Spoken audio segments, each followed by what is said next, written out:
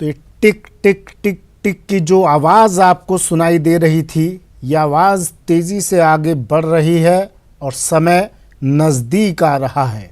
वक्त होगा 2:30 जब ट्विन टावर्स की ये बिल्डिंग ज़मींदोज हो जाएगी। नोएडा में आज ट्विन टावर को धराशायी कर दिया जाएगा, गिरा दिया जाएगा। मात्र 9 सेकंड में ट्विन टावर धड़ाम हो जाएगा। करीब 6 घंटे बाद ट्विन टावर के गिरने का वो वक्त आ जाएगा। 6 घंटे बाद करीब 2:30 बजे 2:30 पर एक बटन दबेगा और ये बहुमंजिला इमारत ज़मींदोज हो जाएगी। इस इमारत में करीब 3700 किलो बारूद फिट किया गया है और एक बटन से विस्फोट होगा और ये इमारत धड़ाम। गैस सप्लाई आसपास की बंद कर दी गई है। 1500 फ्लैट्स की बिजली काट दी गई है। 2 हाउसिंग सोसाइटी की बिजली काटी गई है। 2:30 वो वक्त, 2:30 बजे वो वक्त जब ये इमारत जो आपको दिखाई दे रही है इस वक्त टीवी स्क्रीन पर, ये इमारत आज के बाद 2:30 तक इस इमारत को आप देख लीजिए। इस इमारत के अंतिम दर्शन कर लीजिए, आखिरी दर्शन कर लीजिए और 2:30 के बाद इस इमारत की जगह आपको सिर्फ नीला आसमान दिखाई देगा। दूर दूर तक इस इमारत का नामो निशान दिखाई नहीं देगा। आज ये इमारत मिट्टी में मिल जाएगी। न्यूज़ 18 पर ट्विन टावर्स की तबाही पर महा कवरेज लगातार।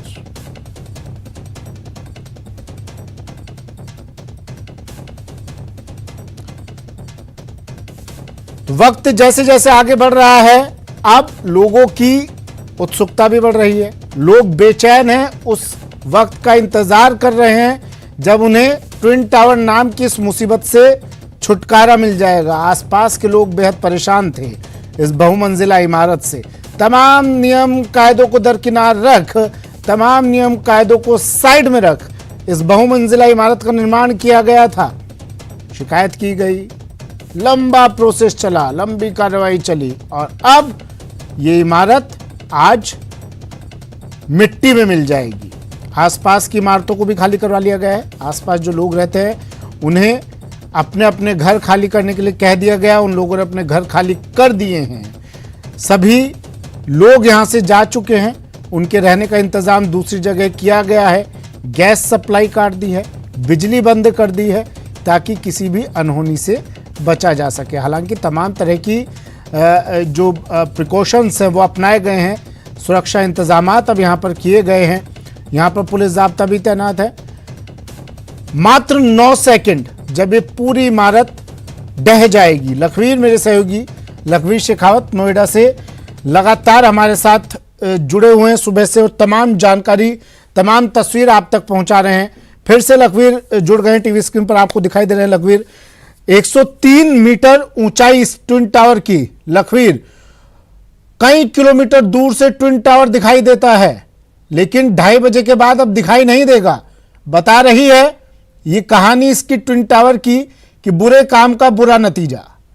आपने तमाम नियमों को, आपने तमाम कायदों को दरकिनार रख इस बिल्डिंग का निर्माण किया और आज ये बिल्डिंग ज़मींदोज हो जाएगी। जी बिल्कुल, आपकी बात में वाकई में दम है। बुरे काम का बुरा नतीजा होता है। यही कारण है कि आज भ्रष्टाचार की ये जो इमारत है, गगनचुंबी इमारत, कुछ घंटों बाद ज़मींदोज हो जाएगी, मिट्टी में मिल जाएगी। और तमाम जो तैयारियां हैं वो प्रशासन ने पूरी कर ली हैं। अब कुछ मिनटों का समय, कुछ घंटों का समय है जब ये जो इमारत, अभी जो सबसे ऊंची इमारत इस नोएडा की नज़र आ रही है, वो कुछ घंटों बाद ज़मींदोज हो जाएगी, मिट्टी में मिलने जा रही है। आप देख पाएंगे किस प्रकार से अभी सबसे ऊंची इमारत ज़रूर नज़र आ रही है इस पूरे नोएडा में। दूर से अगर आप 5 किलोमीटर के दायरे से भी अगर देखेंगे तो सबसे अलग और सबसे अनोखी इमारत नज़र आती है। लेकिन वाकई में जिस प्रकार से भ्रष्टाचार इसमें किया गया, जिस प्रकार से इसका निर्माण किया गया, जिस जगह पर इसका निर्माण किया गया, तो स्वाभाविक है सुप्रीम कोर्ट का कड़ा फैसला था और आज ये इमारत दोपहर 2:30 बजे का वो समय होगा जब ये महज कुछ सेकंडों के अंतराल में जमींदोज हो जाएगी, नीचे गिर जाएगी। एडीफेस के जो तमाम इंजीनियर्स हैं वो लगातार मौके पर मौजूद हैं। पूरी फाइनल जो तैयारियां हैं उनको देख रहे हैं कि किस प्रकार से फाइनल रूपरेखा तैयार की जाए, क्योंकि तमाम तैयारियां पूरी कर ली गई हैं। अब कुछ मिनटों का समय है जब ये तमाम ड्राई रन भी पूरा कर लिया गया है। कुछ मिनटों पहले ग्रीन कॉरिडोर को लेकर भी प्रशासन ने ड्राई रन किया है कि अगर बाई चांस कोई मिस हैपनिंग होती है, कोई अनहोनी होती है, तो उस इमरजेंसी की सिचुएशन में किस प्रकार से एम्बुलेंस मूव करेगी, किस प्रकार से ग्रीन कॉरिडोर तैयार किया जाएगा। पुलिस के जो तमाम अधिकारी और कर्मचारी हैं उनको ड्रिल किस प्रकार से करनी है, किस मूवमेंट में जाना है, किस प्रकार से ग्रीन कॉरिडोर तैयार किया जाए, इसका ड्राई रन भी किया गया है। साफ तौर पर कहा जा सकता है कि तमाम अधिकारियों, तमाम पुलिस के कर्मचारियों की कई टीमें, एक नहीं कई टीमें तैनात। जी लखवीर, देखिए इस ट्विन टावर का नाम तो कई लोगों ने तभी सुना जब इसके गिरने की तारीख नज़दीक आई, जब इसके गिराने का वक्त नज़दीक आया, तभी लोगों ने सुना कि ट्विन टावर भी नाम की कोई चीज़ है नोएडा में। अब लोग ये जानना चाहते हैं कि भाई ऐसी आखिर क्या, कौन सी लापरवाही की गई थी, ऐसे कौन से नियम कायदों को दरकिनार किया गया था, कौन सा भ्रष्टाचार किया गया था कि ये नौबत आई। और दूसरा सवाल ये भी कि इतनी बहुमंजिला इमारत खड़ी कर देती है प्रशासन की नाक के नीचे कुछ ठेकेदार, ब्यूरोक्रेसी पर भी सवाल उठते हैं कि इतनी बहुमंजिला इमारत खड़ी हो गई और उन्हें पता नहीं चला, पता चला तो नियमों के अनदेखी क्यों की गई, क्या लापरवाही बरती गई, लोग ये भी जानना चाह रहे हैं लखवीर। बहुत ही लाजमी और लाजवाब सवाल आपका है, क्योंकि जो भी निवेशक होते हैं वो ये देखकर अपना पैसा लगाते हैं बिल्डिंग में, क्योंकि स्वाभाविक है एक घर अब सभी का आशियाना होता है। अगर उसमें कोई इन्वेस्ट कर रहा है तो उसको उम्मीद होती है कि घर खरीदने के बाद किसी प्रकार की समस्याएं उसको ना हो। लेकिन ये जो बिल्डर्स हैं, तथाकथित जो ये बिल्डर्स हैं, अपने मुनाफे के लिए, अपनी कमाई के लिए तमाम नियमों का और कानूनों को ताक पर रखते हैं, जिसका खामियाजा इन्वेस्टर्स को उठाना पड़ता है। और इस ट्विन टावर में जो 950 फ्लैट्स हैं, उनके जो तमाम लोग थे जिन्होंने खरीदा था, वो सभी ने इसका खामियाजा उठाया, जो आज हमें देखने को भी मिल रहा है। लेकिन स्वाभाविक है कि न्याय प्रक्रिया में, कानून की लड़ाई में समय लगता है, लड़ाई लड़ने में, लेकिन न्याय मिलता है। इसका जीता जागता उदाहरण ये ट्विन टावर्स और ये ट्विन टावर के तमाम बाशिंदे हैं कि उन्होंने लंबी लड़ाई लड़ी, लेकिन सुप्रीम कोर्ट की तरफ से उनको न्याय मिला है। ऐसे बताया जा रहा है दो इमारत जो हम देख रहे हैं लखवीर, इनके बीच की दूरी भी कम है। कौन कौन से ऐसे नियम थे, कौन सा ऐसा भ्रष्टाचार था जो इसे बनाने में किया गया, डिटेल में बताइए एक बार। देखिए, बिल्कुल दोनों जो इमारतें बिल्कुल सट के खड़ी हैं, एकदम नज़दीक में खड़ी हैं। एक 32 मंजिला इमारत है, दूसरी 30 मंजिला इमारत है। तमाम नियम कानूनों को ताक पर रखा गया। सबसे बड़ी बात है, जो ये ज़मीन है जिस पर इस इमारत को बनाया गया है वो ही अवैध है। ये ज़मीन एक पार्क भूमि है जिस पर इसका निर्माण किया गया है। उसके साथ ही तमाम जो रेरा के कानून है, उन रेरा के कानून को उल्लंघन किया गया।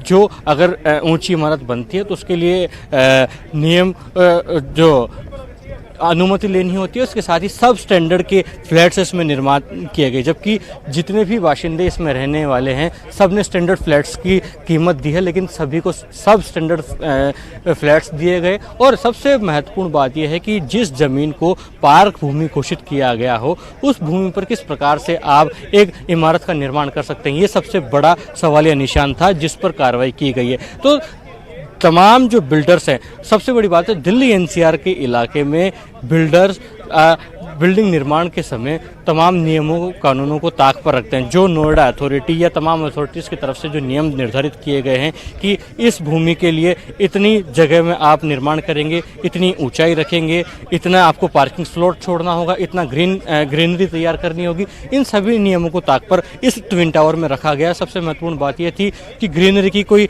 महत्वपूर्ण और मुख्य जगह नहीं दी गई, जबकि कहा गया था ट्विन टावर के निर्माण के समय में भी कि ग्रीनरी और पार्किंग की बहुचित और मुख्य तौर पर सुविधाएं दी जाएंगी सभी को। और लेकिन इस ट्विन टावर में दिखा नहीं, जिसका तमाम जो इन्वेस्टर्स थे उन्होंने इसका विरोध जताया कि जब इन्वेस्टमेंट के समय पार्किंग और ग्रीनरी का एक सपना दिखाया गया था, एक पूरा प्रयास किया गया था, पूरा प्रोजेक्ट दिखाया गया था, वो आखिरकार क्यों नज़र नहीं आ रहा है, क्यों नहीं दिख रहा है, ये बड़ा सवाल इन तमाम इन्वेस्टर्स ने उठाया।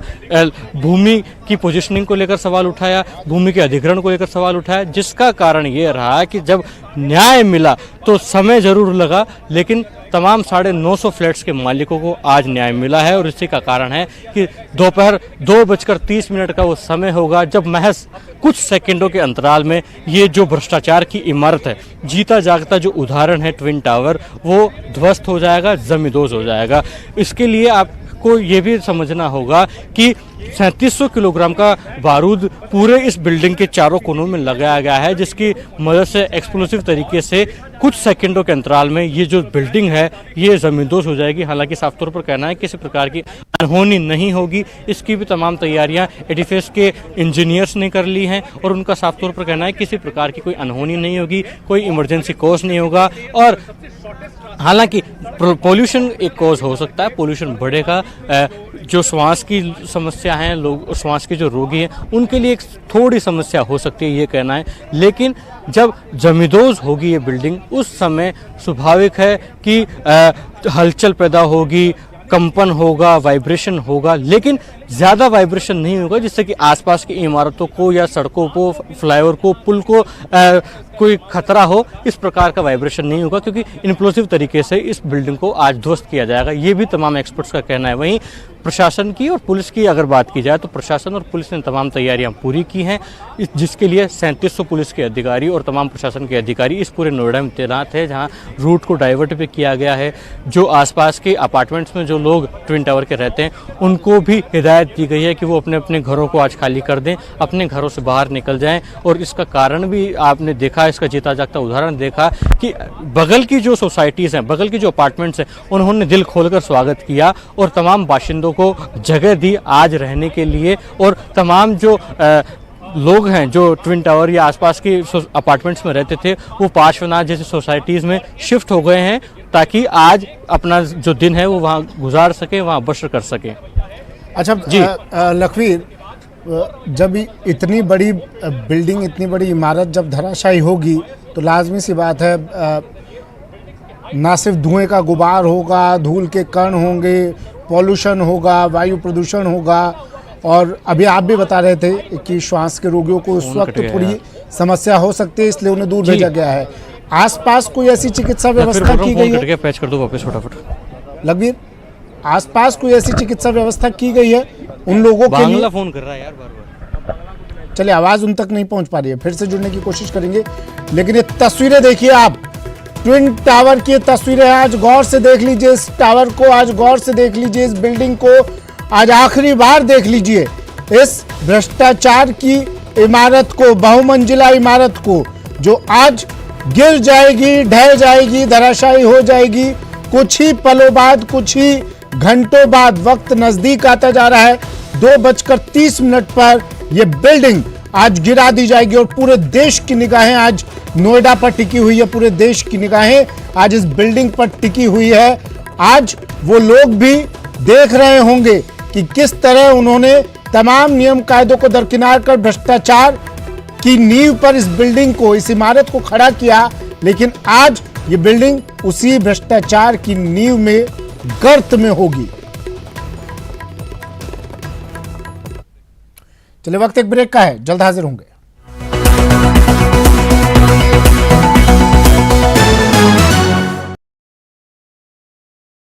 निहारिका जोरवाल समेत 7 छात्र नेताओं को पहले ही 6 साल के लिए निष्कासित कर दिया, लेकिन कांग्रेस के ही मुरारी लाल मीणा की बेटी निहारिका ने संगठन से बगावत करके भी अपना दमखम दिखाया। तो छात्र संघ चुनाव में जातिवाद के मुद्दे का विरोध कर सुर्खियां बटोरी। प्रदेश में हुए छात्र संघ चुनाव में एनएसयूआई का प्रदर्शन निराशाजनक ही रहा। एनएसयूआई की ओर से काफ़ी कोशिशें की गई मगर एनएसयूआई को वो जीत हासिल नहीं हो पाई। राजस्थान यूनिवर्सिटी में एनएसयूआई के प्रतिद्वंदी तीसरे नंबर पर रहे, जबकि एनएसयूआई से चुनाव के खिलाफ चुनाव लड़ रहे निर्मल चौधरी ने बंपर वोटों से चुनाव के अंदर जीत हासिल की। प्रतिष्ठित यूनिवर्सिटी आरयू का जो चुनाव होता है वो वर्चस्व का चुनाव भी माना जाता है। वहीं एबीवीपी का उम्मीदवार जो है आरयू के अंदर चौथे नंबर पर रहा। इसके साथ ही उदयपुर, अजमेर समेत 4 यूनिवर्सिटीज़ के अंदर एबीवीपी एबीवीपी ने अपना परचम जरूर लहराया, मगर सीकर में लेफ्ट के संगठन एसएफआई ने बाजी मारी तो अलवर, कोटा, जोधपुर में भी निर्दलियों ने दमखम दिखाया। कुल मिलाकर इस पूरे चुनाव के अंदर छात्र संगठनों की ओर से टिकट वितरण के दौरान की गई लापरवाहियों का खामियाजा छात्र संगठनों को भुगतना पड़ा और निर्दलियों ने जमकर बाजी मारी राजस्थान के विभिन्न विश्वविद्यालयों में। कैमरा पर्सन भवानी के साथ लवली वधवा, न्यूज़ 18 राजस्थान, जयपुर।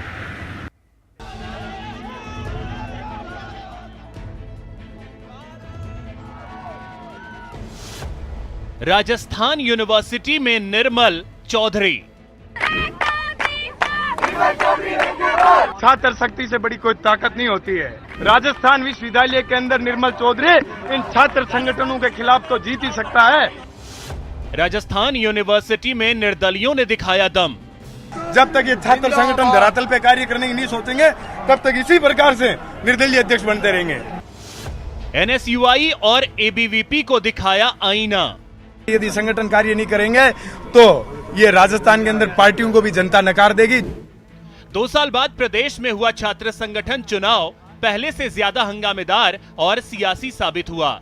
जातिगत भेदभाव के साथ ही उम्मीदवारों के पक्ष में पक्षपात के आरोप भी जमकर लगे। कोरोना काल की बंदिशों से आगे निकलकर न सिर्फ छात्र नेताओं ने अपनी सियासत चमकाई, बल्कि प्रदेश की सियासी करवट के संकेत भी दिए। राजस्थान यूनिवर्सिटी में निर्दलीय चुनाव लड़ रहे निर्मल चौधरी ने अपना दम दिखाया। यानी राजस्थान यूनिवर्सिटी में 19 साल की वो परंपरा कायम रही कि जिसकी सरकार उससे जुड़े संगठन का राजस्थान यूनिवर्सिटी में नहीं बन पाया अध्यक्ष। मैं छात्र शक्ति की आवाज को हमेशा मजबूत करने का कार्य करूंगा और इस राजस्थान यूनिवर्सिटी का नक्शा नहीं बदल दूं तो आप लोग मुझे कह देना। जो आज इसकी जो आज ये बंजर स्थिति में हो रखी है ना, इतिहास गवाही देगा कि निर्मल चौधरी अध्यक्ष बना था और इस राजस्थान विश्वविद्यालय को शिक्षा का मंदिर बना के गया था। खास बात यह रही कि राजस्थान यूनिवर्सिटी चुनाव में टक्कर 2 निर्दलीय प्रत्याशियों के बीच हुई। छात्र संघ अध्यक्ष चुने गए निर्मल चौधरी को टक्कर दी निर्दलीय किस्मत आजमा रही निहारिका जोरवाल ने। एनएसयूआई से बगावत कर चुनाव लड़ रही निहारिका ने अपना जोरदार दम दिखाया। निर्मल चौधरी ने मंत्री मुरारी लाल मीणा की बेटी निहारिका जोरवाल को 1465 वोट से हराया। वहीं निहारिका के कारण अध्यक्ष पद की एनएसयूआई की आधिकारिक उम्मीदवार रितु बराला तीसरे नंबर पर रहीं। निर्मल चौधरी को कुल 4843 और निहारिका को 2578 वोट मिले। तीसरे नंबर पर रही एनएसयूआई की रितु बराला को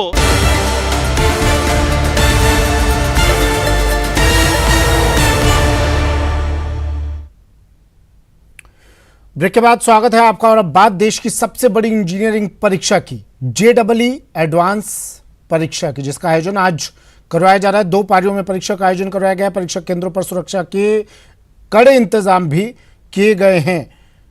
ये तस्वीरें देखिए, कोटा से ये तस्वीरें हैं जहां परीक्षार्थी पहुंच चुके हैं। परीक्षा केंद्रों में परीक्षा शुरू हो चुकी है। 2 पारियों में परीक्षा का आयोजन करवाया गया है और सुरक्षा के कड़े इंतजाम। जेईई एडवांस परीक्षा शुरू, 2 पारियों में आयोजन। 9 से 12 पहली पारी की परीक्षा शुरू हो चुकी है। दूसरी पारी की परीक्षा 2 बजे से 5 बजे तक। देखिए, यहाँ जो भी कोविड का भी ध्यान रखा जा रहा है और जो भी एडवांस ने जितनी भी नॉर्म्स बनाई हैं, क्या क्या कंपलसरी है, सिर्फ एक एडमिट कार्ड ले जाना है इनको, ओरिजिनल फोटो आईडी इनको ले जानी है ना, मास्क बहुत कंपलसरी है, सैनिटाइजर और ट्रांसपेरेंट बोतल इसी की परमिशन दी है और कोई चीज़, कोई गैजेट वगैरह नहीं ले जा सकती है। और उदयपुर से बड़ी खबर आ रही है जहां प्रतापनगर थाना पुलिस ने बड़ी कार्रवाई की है। नाकाबंदी के दौरान कार से एमडीएमए ड्रग्स बरामद की है। एक आरोपी को भी गिरफ्तार किया पुलिस ने। अंतरराष्ट्रीय बाजार में ड्रग्स की कीमत लाखों में बताई जा रही है। आरोपी से 4 पिस्टल के साथ 70 कारतूस भी बरामद किए गए हैं। आरोपी से 2000 के नकली नोट मिलने की भी सूचना है। बड़ी खबर उदयपुर से।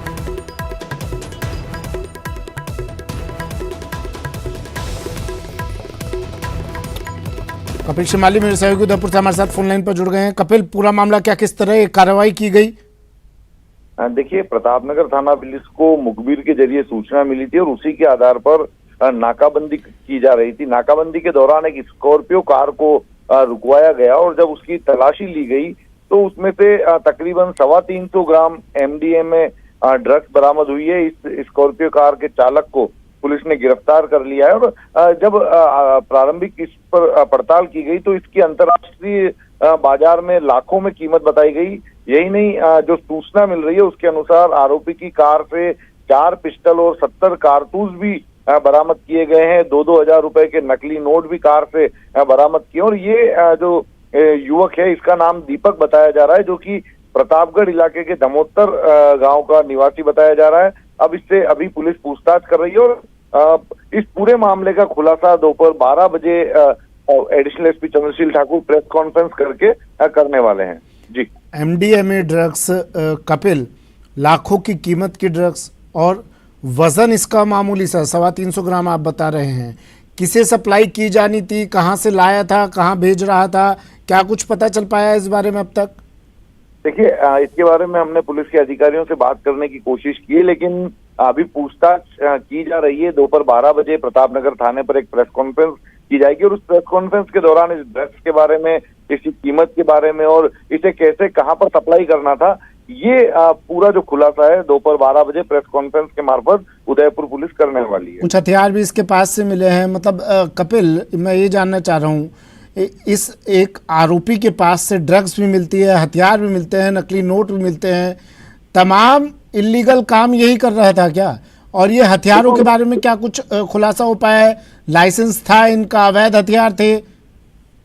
देखिए, इसके पास से 4 पिस्टल बरामद हुई है, तो निश्चित तौर पर 4 पिस्टल का लाइसेंस एक व्यक्ति के पास होना संभव नहीं है। तो ये माना जा रहा है कि ये जो पिस्टल है ये अवैध पिस्टल थी। कारतूस 70 कारतूस होने की बात सामने आ रही है।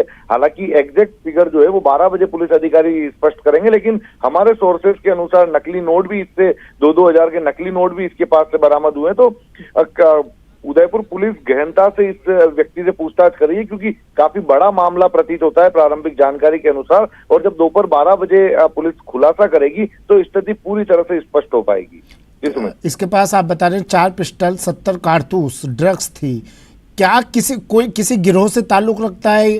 किसी वारदात को अंजाम देने जा रहा था ये? किसी तरह की कोई प्लानिंग कर रहे थे ये लोग? देखिए, ये माना जा सकता है कि ये जो व्यक्ति है ये ड्रग्स सप्लाई करने के लिए जा रहा था और अवैध हथियार संभवतः ये बेचने का काम भी करता हो, ऐसी संभावना शुरुआती तौर में लग रही है। लेकिन पूछताछ पूरी होने के बाद में और जब पुलिस खुलासा करेगी तभी इस पूरे मामले में स्थिति स्पष्ट पूरी तरह से कर पाएंगे। और ये 2000 के नकली नोट कितनी मात्रा में नोट इसके पास से बरामद हुए हैं? देखिए, ये हमने पुलिस अधिकारियों से जानने की कोशिश की है, लेकिन उसके बारे में भी पुलिस अधिकारियों ने स्थिति पूरी तरह से स्पष्ट नहीं की है। सिर्फ और सिर्फ 12 बजे तक पूछताछ का समय लिया है।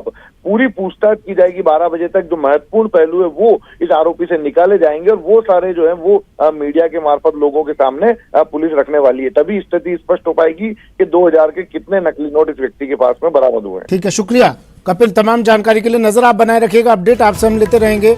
कपिल शिमाली मेरे सहयोगी उदयपुर से हमारे साथ फोन लाइन पर जुड़े। बड़ी खबर है, प्रतापनगर थाना पुलिस ने बड़ी कार्रवाई की। एक आरोपी के पास से MDMA ड्रग्स बरामद की, जिसकी कीमत लाखों में बताई जा रही है। 4 पिस्टल के साथ 70 कारतूस बरामद किए। 2000 के नकली नोट भी इस आरोपी के पास से बरामद किए गए। और एक और बड़ी खबर है भरतपुर से, जहां कोविड स्वास्थ्य सहायकों ने PWD मंत्री का घेराव किया। मंत्री भजनलाल जाटव का घेराव किया कोविड स्वास्थ्य सहायकों ने। CHA पदों पर स्थायी नियुक्ति की मांग कर रहे हैं। मंत्री भजनलाल जाटव के सामने इन्होंने जमकर नारेबाजी की और अपनी इस मांग को लेकर लगातार ये CHA प्रदर्शन कर रहे हैं, लेकिन इनकी कहीं कोई सुनवाई नहीं हो पा रही। और अब इन्होंने मंत्री जी का, भजनलाल जाटव का घेराव कर दिया, नारेबाजी की। बाद में पुलिस ने उन्हें वहां से जबरन हटाया। मंत्री भजनलाल जाटव कल गांव बल्लभगढ़ में एक कार्यक्रम में शामिल होने गए थे। उसी दौरान इन्होंने CHA ने मंत्री जी का घेराव किया और उन्हें ज्ञापन भी सौंपा।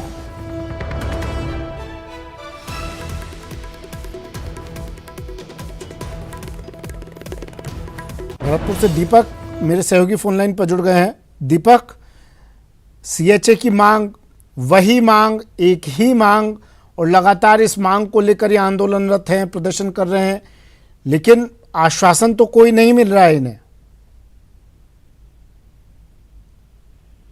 देखिए सुमित, ये मंत्री भजनलाल जाटव जो है गांव बल्लमगढ़ के दौरे पर थे और एक कार्यक्रम में शामिल होने के लिए पहुंचे थे। तभी जो सीएचए के जो कार्यकर्ता थे उन्होंने उनका जो है घेराव कर लिया और वहां पर उनको ज्ञापन दिया और उनकी जो स्थायी नियुक्ति थी उनको देने की मांग की। और गहलोत सरकार और राजस्थान सरकार के खिलाफ उन्होंने जमकर नारेबाजी की और उन्होंने कहा कि हम सिर्फ हमारे हक की जो मांग है वो कर रहे हैं, हम किसी से कोई जो वो है इस भीख है वो नहीं मांग रहे हैं, हम हमारा हक मांग रहे हैं और लंबे समय से हम ये लड़ाई लड़ रहे हैं लेकिन हमारी सुनी नहीं जा रही है। और उसी को लेकर उन्होंने अब कहा कि हम जहाँ भी कोई सरकार का मंत्री या कोई प्रतिनिधि पहुंचेगा हम उसको वहीं पर ज्ञापन देंगे, क्योंकि 28,000 लोग जो है स्थायी नियुक्ति को लेकर के लंबे समय से मांग कर रहे हैं। और ऐसा ही नजारा देखा गया था कि कल जब मंत्री भजनलाल जाटव बल्लभगढ़ गांव में पहुंचे थे तो वहां पर जो सीएचए कार्यकर्ता थे उन्होंने उनको वहां पर घेर लिया और ज्ञापन दिया और उनसे कहा कि हम 28,000 आपके साथ हैं, लेकिन हमारी आप स्थायी जो करण की जो मांग है वो की जा रही है उसको सरकार के सामने रखिए, क्योंकि लंबे समय से हमारी ये लड़ाई जो है वो चल रही है लेकिन सरकार के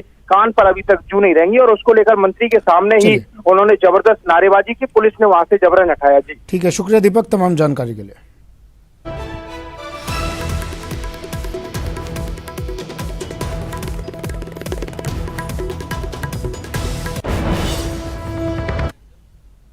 चलिए फिलहाल इतना ही, दीजिए इजाजत, नमस्कार।